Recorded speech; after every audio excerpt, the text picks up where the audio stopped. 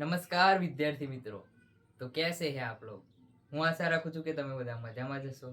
મારું નામ છે યુવરાજ ને તમારું સ્વાગત છે તમારી યુટ્યુબ ચેનલ યુવરાજ એજ્યુકેશન પર। તો વિદ્યાર્થી મિત્રો, આજે હું તમને શીખવાડવાનો છું ધોરણ 12 વિષય આંકડાશાસ્ત્ર નું બીજું ચેપ્ટર એટલે કે સુરેખ સહસંબંધનો એક આંકી દાખલો। જે દાખલો હું તમને સરળતાથી અને પૂરેપૂરી સમજૂતીપૂર્વક શીખવાડવાનો છું।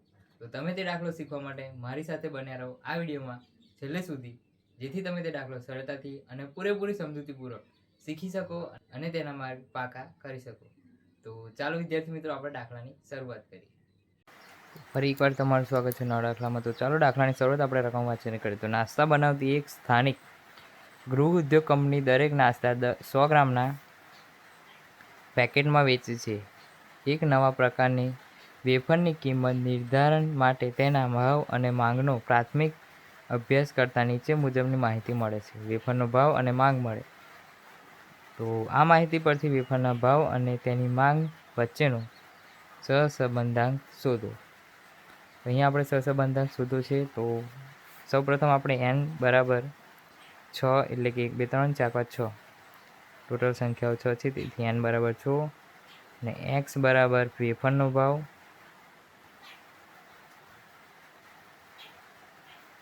અને y બરાબર માંગ। તો સૌપ્રથમ આપણે x બાર શોધી થશે। x બાર બરાબર સિગ્મા x છેદમાં n બરાબર x બરાબર ટોટલ સરવાળો કરતાં આપણને 180 મળે છે। તો 180 ભાગ્યા 6 બરાબર ₹30 અને y બાર શોધીશું। તો y બરાબર સિગ્મા y છેદમાં n બરાબર 132 ભાગ્યા 6 બરાબર આપણને ₹22,000 પેકેટ મળે છે। તો આ થયો આપણો x બાર 30 અને y બાર થયો 22। તો ચાલો હવે જે કોષ્ટક આપણે બનાવીશું તેમાં તેને મૂકીને આપણે દાખલો આગળ ગણીએ।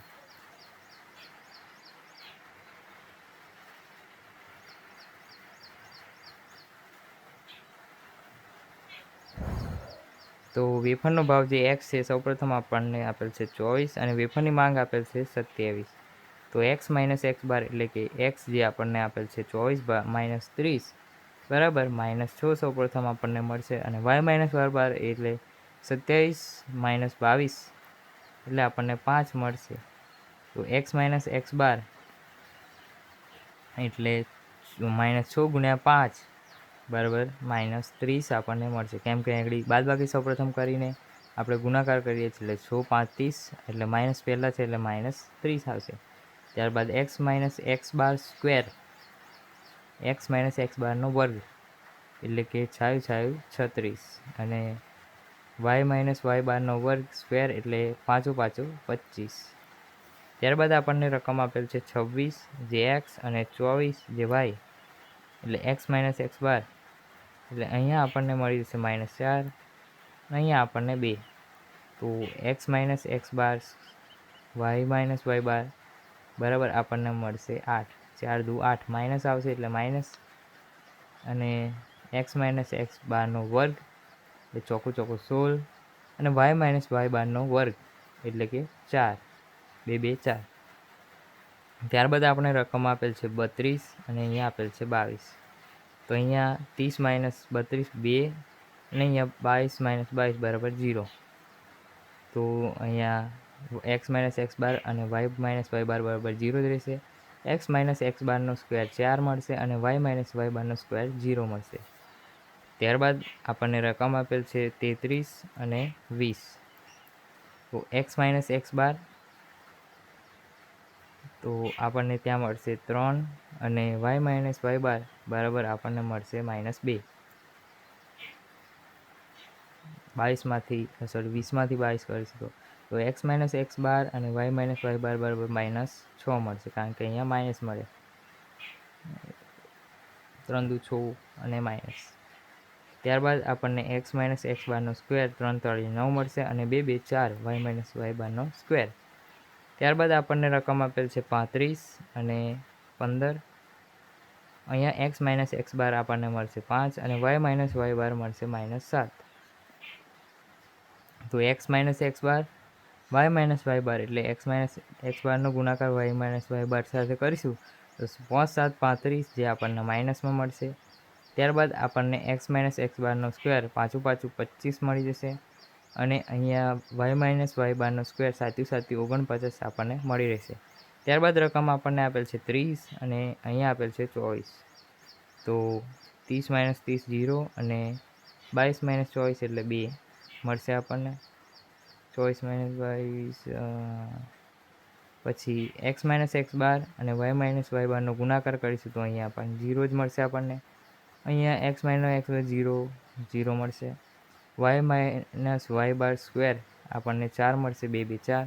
તો સૌપ્રથમ સિગ્મા એક્સ બરાબર 180, સિગ્મા વાય બરાબર 132, sigma x minus x bar બરાબર 0, સિગ્મા વાય માઇનસ વાય બાર બરાબર 0, sigma x minus x bar Y minus Y બાર બરાબર આપણને મળશે -69. બધા માઇનસમાં જ છે. જો જે સંખ્યા રકમ વધારે મળે તેમાંથી જો અહીંયા પ્લસ કોઈ પણ આપેલી સંખ્યા હોત તો 69માંથી આપણે તે માઇનસ કરવું પડે, ત્યારબાદ આપણને 69 મળે. તો અહીંયા રકમ લખું તો સૌપ્રથમ આપણે રકમ ચેક કર્યા બાદ તે રકમ અહીંયા લખવાની. તો અહીંયા sigma x minus x bar square આપણને મળશે 90 અને સિગ્મા વાય માઇનસ વાય બારનો વર્ગ આપણને મળશે 86. તો અહીંયા આપણું આ કોષ્ટક આપણે યોગ્ય રીતે બનાવી લીધું છે. હવે તેને આપણે જે સૂત્ર છે તેમાં રકમ મૂકી આપણે દાખલો ગણીએ. તો સહસંબંધકનું સૂત્ર છે સહસંબંધક આર બરાબર sigma x minus x bar Y minus Y બાર છેદમાં sigma x minus x bar square under root ગુણ્યા વાય માઇનસ વાય બાર સ્ક્વેર અંડરરૂટ. તો અહીંયા આપણને જે 69 એક્સ માઇનસ એક્સ બાર અને વાય માઇનસ વાય બાર મળેલ છે શોધ્યો આપણે તેને કોષ્ટકમાં, અને sigma x minus x bar square જે આપણે શોધ્યો છે તે આપણને મળે છે 90 ગુણ્યા વાય માઇનસ વાય બાર સ્ક્વેર આપણે શોધ્યો છે તે મળે છે 86. તો -69 છેદમાં 90 ગુણ્યા 86 બરાબર અંડરરૂટ 7740 મળી જશે આપણને. ત્યારબાદ -79 અંડરરૂટથી બહાર કાઢીશું તો 87.98 આપણને અંડરરૂટ આપણે કાઢીશું કેલ્ક્યુલેટરની મદદથી તો 87.98 મળી જશે. ત્યારબાદ 79 ભાગ્યા 87.98 કરીશું તો આપણને -0.90 જવાબ જે છે આપણને આર જે છે મળી જશે. તો તેથી વેફરના ભાવ અને તેની માંગ વચ્ચેનો સહસંબંધક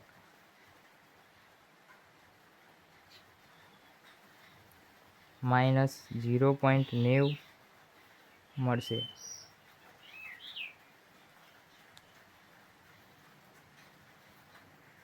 તો વિદ્યાર્થી મિત્રો, અહીંયા આપણો દાખલો પૂરો થાય છે. જો તમને દાખલામાં કંઈ પણ ખબર ના પડી હોય તો તમે તે કમેન્ટ સેક્શનમાં જણાવી શકો છો, તો હું તમને તે શીખવાડીશ. અને વિદ્યાર્થી મિત્રો, વિડીયો સારો લાગ્યો હોય તો વિડીયોને લાઇક કરતા જજો, શેર કરતા જજો અને આપણી યુટ્યુબ ચેનલ યુવરાજ એજ્યુકેશનને સબસ્ક્રાઈબ કરતા જજો. તો અહીંયા આપણો વિડીયો પૂરો થાય છે. મળીએ એક નવા વિડીયોમાં. ત્યાં સુધી જય હિન્દ, જય ભારત.